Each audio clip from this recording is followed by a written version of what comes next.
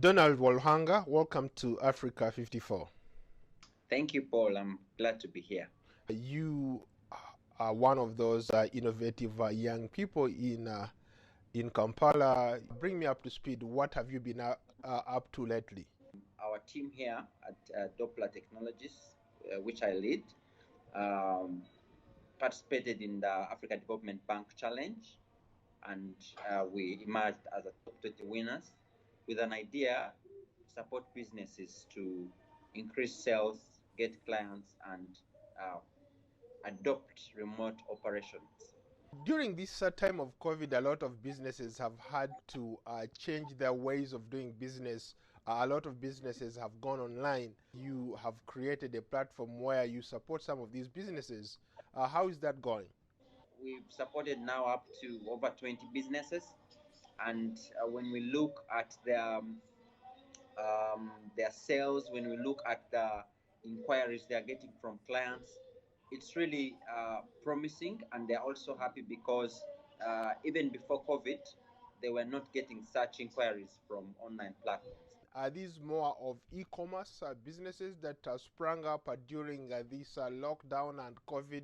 These were businesses that were existing before, but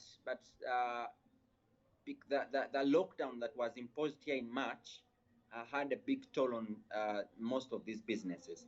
So they later realized that they could actually tap into online platforms to reach clients because some of their shops were closed, some of their workers were laid off. So what we are telling them is that it is still possible to get back on your feet even after COVID had devastated them.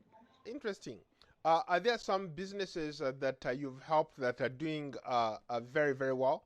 We have now an events company that's really doing well.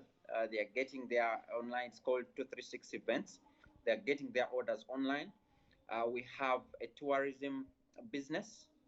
It's called Gorillas and Beyond. They are now getting clients when others are still trying to recover from the effects of last year. They are already doing trips. They have tourists coming in, and they're already making money. So we have a clinic. It's called Run Dental Clinic that has been getting also clients through the social media platforms. You've also worked on other applications that are saving lives. For example, you have one where you help young women who are pregnant maybe to access the nearest healthcare facilities. Can you speak to that? We developed an app called Get-In under the UNFPA Global Hackathon, the United Nations Population Fund. Okay. And we have been able to now roll it out in 7 districts where we train village health workers and midwives, and then we rolled out this application, and then we saw these people actually reach out to these young pregnant girls. So what Get-In does is that it enables the healthcare workers to follow up teenage pregnant girls and ensure that they give birth to at a health facility. A lot of people, even here in the United States or in the Western world, are skeptical about these new technologies. I'm wondering from your vantage point in Uganda, where you are, how are people embracing these new technologies? I think, Paul, we have the same problem. Every time something new comes up, people are still skeptical about it.